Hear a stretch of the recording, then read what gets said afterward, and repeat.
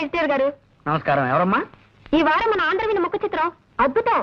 కొత్త సీరియల్ చెత్తబతుకులు నా హృదయాన్ని ఆకట్టుకుంది. ఆంధ్రవిని మా ఇంటికి రాగానే నే ముందు చదవాలంటూ మా వారు నేను పోట్లాడుకుంటాం. డయానారా టీవీ ప్రకటన మీ పత్రిక హైలైట్. నీ పేరేమిటమ్మా? వాగ్దేవ్ అండి. 2 ఏళ్ల క్రితం నాకు 2 ఉత్తరాలు మీ పత్రికలో పడ్డాయి, గుర్తులేదు? గుర్తుంది. లేకే కేవలం ఆ ఉత్తరాల వల్లే మా పత్రిక సర్క్యులేషన్ 10,000కి పడిపోయింది. నువ్వేనా తల్లి? ఏం కావాలి? ఇదిగోండి. ఏమిటది? నేను ఈ మధ్య కొన్ని కవితలు రాశాను. మచ్చుక్క ఒకటి వినిపిస్తాను, వినండి. ఆకాశం రంగు నీలంగానే ఎందుకుంటుంది? ఎర్రగా ఉంటే బాగుండదు గనక. రక్తం ఎరుపు రంగులోనే ఎందుకుంటుంది? నీలంగా ఉంటే బాగుండదు గనక. మల్లె తెల్లగానే ఎందుకుంటుంది? నల్లగా ఉంటే బాగుండదు గనక. ఈ విన్నా కూడా నేను ఎందుకు బతికే ఉన్నాను? నాకు చావు రాలేదు గనక. చాలా బాగుందండి. ఈ వాక్యాన్ని కూడా కలుపుతాను, వీటిని మీ పత్రికలో వేయించండి.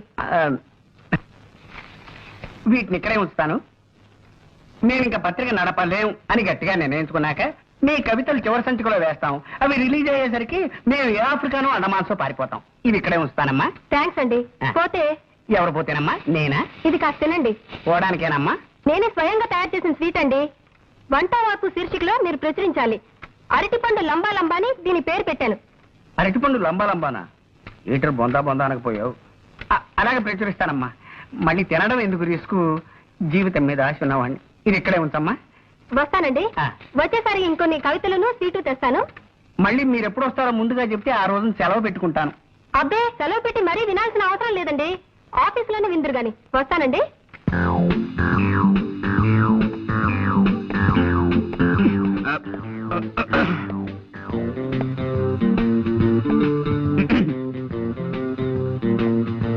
ఎవరు? James Pond. పాండ్స్ పౌడరా? మాకు అక్కర్లేదు. ఎక్స్క్యూజ్ మీ, నేను పౌడర్ అమ్మేవాడిని కాను. నేరస్తుల ఎముకల్ని పౌడర్ చేసేవాడిని. ప్రైవేట్ డిటెక్టివ్ ని. ఏమండి, ఇలా రండి. ఏ paper writer? No, I'm Pond, James Pond. I'm Kalyan. Oh, nice meeting you. ఈ ఇల్లు మీ సొంతమా? లేదండి, అద్దిల్లే. వాళ్ళు అడిగారు? ఏదో ఒకటి అడగాలి కదా. కూర్చోండి. Let's come to the point. మీకు గంగాధరం గారు తెలుసా? ఏ గంగాధరం? యు ఆర్ రైట్, ఏ గంగాధరమే. ఆయన ఈ ఊళ్ళో పెద్ద business magnate. Devayani asbestos limited, Gangadharam textiles, సెమిస్టార్ షుగర్స్, ఇలాంటి పెద్ద పెద్ద కన్సర్న్స్ కి ఆయన ఓనర్. విన్నాను. ఏ? ఆయన నాకు అప్పగించిన పని మీద మీ దగ్గరికి వచ్చాను. ఏమిటి అలా డల్ గా ఉన్నారు? వారం రోజులు బట్టి వరుసగా టీవీ చూస్తున్నారా? లేదే. ఎందుకలా అడిగారు? ఎంతటి ఆరోగ్యవంతులైనా సరే వారం రోజుల పాటు వరుసగా టీవీ చూశాడంటే అతనిలో జీవకళ చచ్చిపోయి ప్రేతకళ బయటపడుతుందని నా గట్టి నమ్మకం. బాగుందండి. ఏమిటి ఇదే? కాదు, వీరి మాటలు. పర్వాలేదు. పుట్టేటప్పుడు మనిషికి జీవకళ, పోయేప్పుడు అదే మనిషికి ప్రేతకళ, మధ్యలో ఈ షోకులెందుకే శశికళ, నీకు కూడా వద్దు చంద్రకళ. పాపం, నా బతుక్కి ఒక మరకల, నా గుండె మీద చురకల, నా జీవితం అనే పాలగిన్నె మీద ఇంత మందంగా కట్టిన తొరకల. మీరు కూడా కదా? కాదండి, ఇన్నేళ్లు ఆమె సాహిత్యంలో మలమలా మారిపోతూ వలవలా ఏడుస్తున్న ఆవిడికి దిక్కుమాలిన మొగుణ్ణి. ఐసి, నాకిప్పుడు అర్థమైంది. మీలో జీవకళ చచ్చిపోవడానికి కారణం టీవీ కాదన్నమాట. నాతో ఏదైనా పన్నెండు వచ్చారా? ఎస్, మీకు పెద్ద కథ చెప్దామని వచ్చా. కదా అది మీ టైపు కథ కదమ్మా, ఏదో చిన్న కథ. అలాగా? మా నాన్నగారి పేరు రామకోటేనే. మీరు ఆయన పెంపుడు కొడుకని ఆయన మీతో ఎప్పుడు చెప్పలేదా? లేదండి, మా అన్నయ్య నన్ను ఒక్కలాగే చూస్తున్నారు. ఐసి, మీ అన్నయ్య పేరు? పట్టాభి. ఐసి, ఏం చేస్తుంటాడు? వారికి నాటకాలు పిచ్చి ఎక్కువ. ఏదో నాటకం ఊళ్ళు పడి తిరుగుతుంటాడు. మీ నాన్నగారి ఫోటో ఉందా? ఇదిగో నాన్నగారి ఫోటో పట్టరా. అలాగే. ఆయనకి సంబంధించిన ఇంకేమైనా గుర్తులున్నాయా? ఆయన హోమియోపతి మందులు రాసుకునే డైరీ ఒకటి మొన్న సామాన్ సత్తుంటే దొరికింది. దేవి, నాన్నగారు డైరీ కూడా పట్టరా. ఆ రెండు నేను తీసుకెళ్తాను. కొన్ని పాయింట్లు వెరిఫై చేసుకున్న తర్వాత తిరిగొచ్చి మిమ్మల్ని గంగాధరం గారి దగ్గర తీసుకెళ్తాను. అలాగే.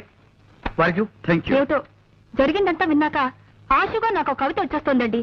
జీవితం అంటే 1 మినిట్, దయచేసి ఒక్క నిమిషం.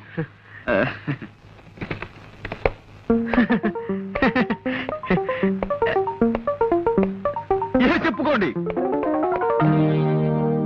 వీడే రామకోటి. ఈ చేతిరాత గుర్తుపట్టగలరా? ఇది వాడి రాతే. వాడు రాసిన ఉత్తరాలన్నీ ఇంకా నా దగ్గర భద్రంగా ఉన్నాయి. అవును, ఇవన్నీ ఎక్కడ దొరికినాయి నీకు? కళ్యాణ్ అనే ఒక అతను ఇక్కడే ఈ ఊళ్ళోనే ఇంజనీర్ గా పనిచేస్తున్నాడు. అతనే మీ చంటి అబ్బాయిని నా ఉద్దేశం. ఈ ఊళ్ళోనా?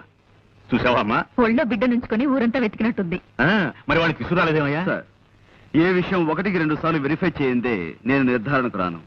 మీతో సంప్రదించి మీ చంటి అబ్బాయిని సాయంత్రం మీ ఇంటికి తీసుకొద్దాం అనుకుంటున్నాను. అలాగే తప్పకుండా వాడే మా వాడై ఉంటాడు.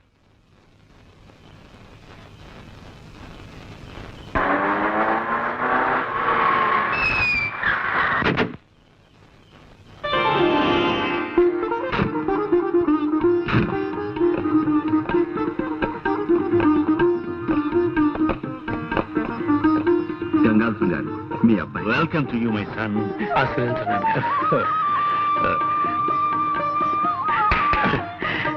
బాబు,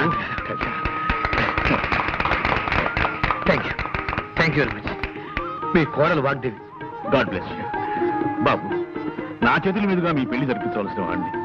ఇన్నాళ్ళు నేను దూరం చేసుకున్నందుకు సిగ్గుపడుతున్నానయ్యా. ఇప్పటికైనా మీకు దగ్గర ఎందుకు చాలా ఆనందంగా ఉంది నాన్నగారు. You are great my son, you are great. Friends, this is my son Kalyan. బాబు, నీ చెల్లెలు డాక్టర్ నిశ్చయ. హలో అన్నయ్య. బాగున్నావు? రండి లోపలికి వెళ్దాం. రా బాబు.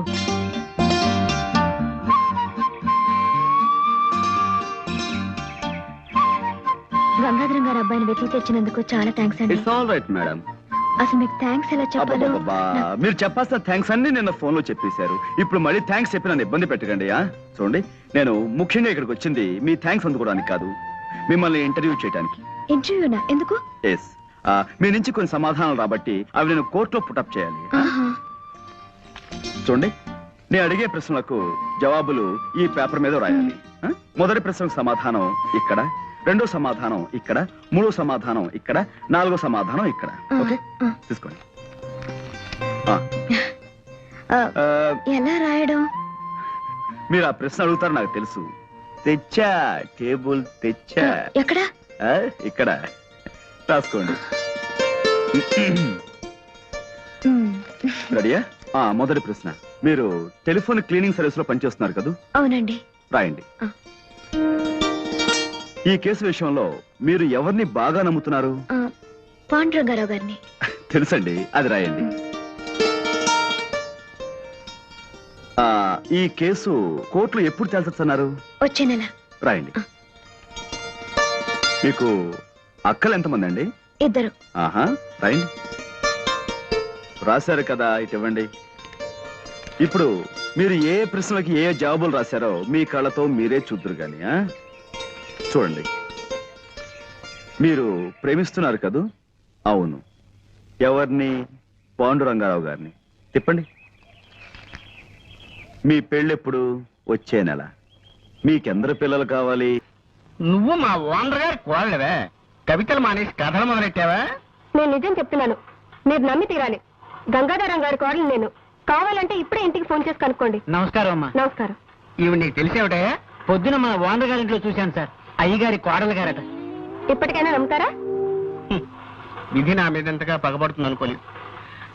మీ కాఫీ కూల్ డ్రింక్స్ ఏమైనా తెప్పించమంటారా? వద్దులేండి. ఈ మధ్యన నేను కొత్త గేయం రాశాను, వినిపిస్తాను వినండి. గేయమా? వినిపించి గాయం చేయండి. తప్పదు కదా. నేను కవిని కానన్నవాణ్ణి కత్తితో పొడుస్తా. నేను కవిని కానన్నవాణ్ణి కత్తితో పొడుస్తా. నేను రచయిత్రిని కానన్నవాణ్ణి రాయెత్తి కొడతా. నేను రచయిత్రిని కానన్నవాణ్ణి రాయెత్తి కొడతా. గట్టిగా ఉంది. నీ కవిత్వం వింటుంటే నా స్వేదరంధ్రాలన్నిట్లోనూ సూదులు గుచ్చుతున్నంత సంబరంగా ఉంది. నరనరాలన్నిటికీ నిప్పెట్టినంత ఆనందంగా ఉంది. మా మామగారితో చెప్తాను, వచ్చే వారం పత్రికలో ఈ గేయం వేయాలి. అలాగేనమ్మా. రాజే తలుచుకుంటే దెబ్బలకు కొదవా. ఇన్నాళ్ళు ఈ వారపత్రికని నా సొంత పుత్రికలా చూసుకున్నాను. ఇక నుంచి ఈ వారపత్రికని వారపుత్రికలా తయారు చేస్తాను. తప్పుతుందే? ఈ పదార్థం గురించి వంట వార్త వేయాలి. దీని పేరు? బంగాళా భౌభౌ. బంగాళా భౌభౌ. కుక్కలాహారమా? కాదండి, వెరైటీకి అలా పేరు పెట్టాను. కాస్త రుచి చూడండి. నేను రుచి చూడాలమ్మా. అలాగేనమ్మా. ఇదిగో, కోళ్ళ గారు ఇదేదో తినమంటున్నారు. పత్రిక జాగ్రత్త. స్టేట్ బ్యాంకులో నా బ్యాలెన్స్ 320 రూపాయలు ఉందని నా భార్యతో చెప్పు. తినండి.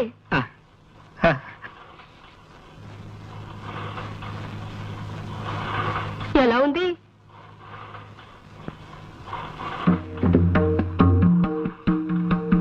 అసలు తాజ్మహల్ నేను ఎందుకు కట్టించాను? అశోకుడు ఆడుకోవడానికే కదా. మరి రోనాల్డ్ రేగన్ అలా అంటాడేమిటి? అంటే టిప్పు సుల్తాన్ మాటే నిజం అవుతుందా? ఏమో మరి. మా అమ్మాయి ఝాన్సీ లక్ష్మీబాయిని, మా అబ్బాయి ఎస్వి రంగారావుని అడగాలి. ఇదిగో ఎవరక్కడా? నా ఏనుగుని రిక్షా మీద తీసుకురండి. నేను డాల్ఫిన్ హోటల్లో టిఫిన్ తిని కురుక్షేత్ర యుద్ధానికి వెళ్ళాలి. చూసావా బాబు, నా ఈ వంటకం తింటే ఎంత జ్ఞానం వస్తుందో చూసావా? నువ్వు కూడా కొంచెం తిను. నేనా?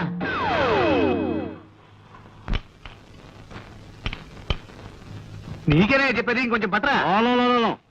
ఎప్పుడో ఓవైపోయింది. తమ రాంగ్ అర్థం చేసుకోకపోతే ఒక question.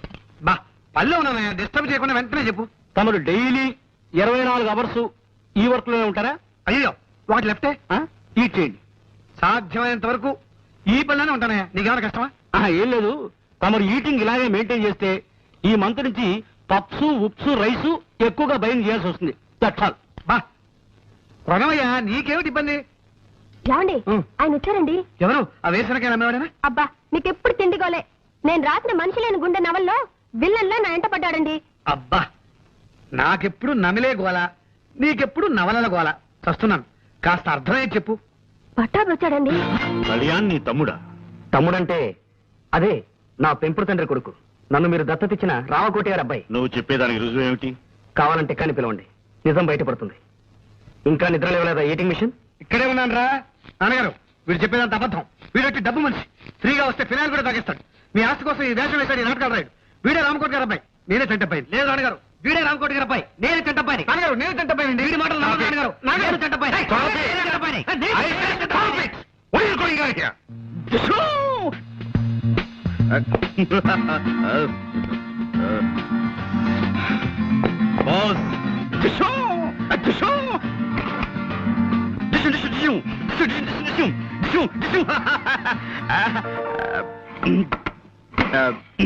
Yes. Come on. Nothing. Just regular practicing. కూర్చోండి. పర్వాలేదండి. ఆ తుపాకీ నిజమైందేనా? తుపాకీ కాదు, పిస్టల్. చూపించరా? వదిలేండి. మా ముత్తాతగారు బ్రిటిష్ వాళ్ళ దగ్గర పోలీసుగా పనిచేసేవారట. ఓ రోజున తుపాకీ ఇంటికి తెస్తే మా తాతగారు ఏం తోచక తుపాకీ చేతిలోకి తీసుకుని కాలిస్తే వీధిలో వెళ్ళిన దొర ఒకటి చచ్చిపోయాట. దాంతో మా తాతగారిని జైల్లో పెట్టారట. అప్పుడు మా తాతగారిని వద్దు ఫ్లాష్ బ్యాక్ వద్దు. ఆపేసావా? అమ్మాయ్యా, మీరేమిటి ఇలా వచ్చారు? ఇవాళ పొద్దున్నే నేనే చంటబ్బాయినంటూ ఇంకొక అతను వచ్చాడు. ఓహో, ఏమిటి చంటాబాయనంటూ ఇంకొక అతను వచ్చాడా? నిజమే. అతని పేరు పట్టాభి. పట్టాభి అంటే కళ్యాణ్ అన్నయ్యే. అతను వచ్చాడా? అవును. ఆ ఇద్దరు అన్నదమ్ములు నా ముందే పోటాడుకున్నారు. ఏమిటో అన్నయ్య తిరిగొచ్చాడన్న ఆనందం 2 రోజులు కూడా మిగల్లేదు. ఇప్పుడు ఆ ఇద్దరిలో అన్నయ్య ఎవరన్న ప్రశ్న ఎక్కువ బాధపడుతుంది. నాన్నగారు బాధ చూడలేక మిమ్మల్ని సలహా అడుగుదామని జ్వాలను వెంట పెట్టుకొచ్చాను. డామ్ ఇట్, కేసు మరో మలుపు తిరిగిందన్నమాట. ఇప్పుడు వెల్, ఓ పని చేయండి. మీ నాన్నగారితో వాళ్ళిద్దరిని విడివిడిగా వాళ్ళ చిన్నతనపు విషయాలు ఏమైనా అడగమనండి. నిజమైన గుర్తులు చెప్పిన వ్యక్తి నిజమైన చంటబ్బాయి. That's all. తయారయ్యారా? ఈ చీర ఎక్కడ కొన్నావమ్మా? చాలా బాగుంది. మొన్న చీరల రాజు నవల పబ్లిష్ చేసిన కంపెనీ వాళ్ళు నాకు బహుమతిగా ఇచ్చారు. ఏమిటి? నీ నవల్స్ పబ్లిష్ చేసే పబ్లిషర్ ఉన్నాడా? వాడిని భగవంతుడే కాపాడాలి. పిచ్చి పిచ్చిగా మాట్లాడుకో. తయారుగా ఆస్తి కాజేద్దామని మూట ముళ్ళతో దిగినట్టున్నావు. మర్యాదగా బయటికి తెచ్చాయి. నాకేం కర్మమ్మా, ఇది మా ఆయన ఇల్లు. ఇదిగో తివాచి పాడైపోతుంది, కింద దిగా. అబ్బో తివాచి, రోజు నేను దీనికే కాళ్ళు తెచ్చుకుంటాను తెలుసా? తుడుచుకుంటావు. 2 రోజులు ఆగు. గంజి పెట్టిన నేచర్ లాగా నిన్ను పిండి ఎండ్లో ఆరేస్తాను. ఇదిగో విలన్కి నీ పేరు పెట్టి ఇప్పుడే నవలు రాస్తాను. నేను నిన్ను పాచర్ల ముట్ల కప్పెడతాను.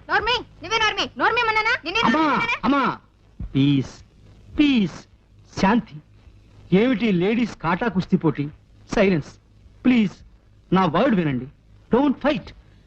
ఇంతవరకు లేడీ క్యారెక్టర్ లేని డ్రామాలా నా లైఫ్ హ్యాపీగా సాగిపోయింది. ఇప్పుడు మీరు వచ్చారు, నా పని క్లోజ్. మదర్స్ ఆపండి.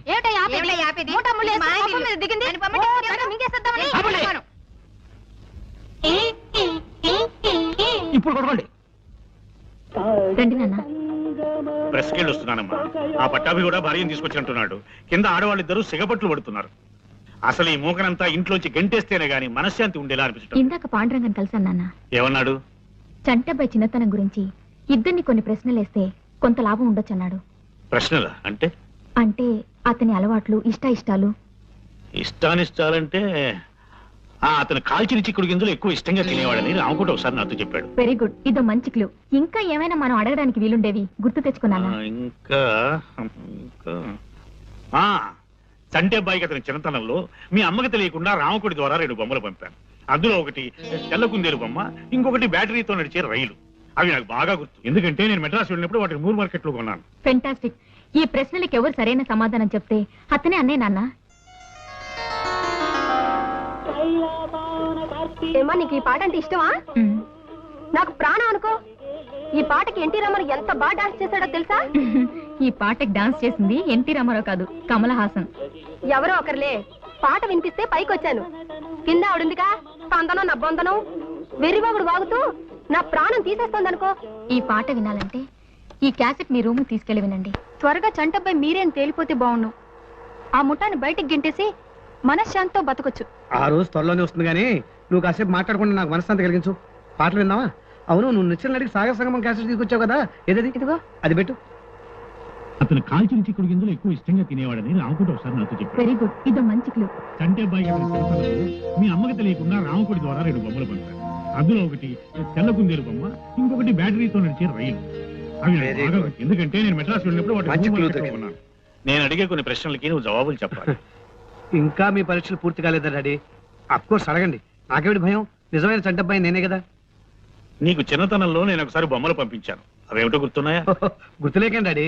ఒకటేమో తెల్ల గుందేలు బొమ్మను పంపించారు, ఇంకోటేమో బ్యాటరీ రైలు బొమ్మను పంపించారు. బ్యాటరీ రైలు బొమ్మ పాడైపోయింది అనుకోండి, కానీ తెల్ల గుందేలు బొమ్మను మాత్రం భద్రంగా మీ గుర్తుగా దాచుకున్నాను. సరే, చిన్నప్పుడు నువ్వు ఇష్టంగా ఏం తినేవాడివి? వంకాయ కూర, ఇంకా కోడి, పకోడి. నాకు ఇష్టం లేదంటూ ఏం లేదు డాడీ. అది కాదు, అన్నిటికంటే ఎక్కువ ఇష్టంగా. అన్నిటికంటే అంటే చిక్కుడు కిందని కాల్చు తినేవాడిని. నేను చంటెబ్బాయికి చిన్నతనంలో రామకోడి ద్వారా 2 బొమ్మలు పంపించాను, అవేమిటో గుర్తున్నాయా? గుర్తున్నాయి నాన్నగారు. ఏమిటి? ఒకటి తెల్ల కుందేలు బొమ్మ, 2 బ్యాటరీతో నడిచే రైలు బొమ్మ. నువ్వు చిన్నతనంలో ఇష్టంగా ఏమేం తినేవాడివో గుర్తుందా? స్వీట్స్, ఇంకా చాక్లెట్స్, బిస్కెట్స్. ఇంకా గుర్తు తెచ్చుకో. కాల్చిన చిక్కుడు గింజల్ని అన్నిటికంటే ఇష్టంగా తినేవాడిని. అయితే నువ్వు వెళ్ళొచ్చు. నువ్వు నాన్నగారి మాటలో టేప్ లో విని చెప్పావు కదా, నిజం చెప్పు. నువ్వు రాత్రి నిశ్చల గది దగ్గర తచ్చాడుతూ ఉంటే ఎందుకు అనుకున్నాను. అక్కడ దొంగ విధవలా నిలబడి వాళ్ళ మాటలు విని ఇప్పుడు చెప్పావన్నమాట.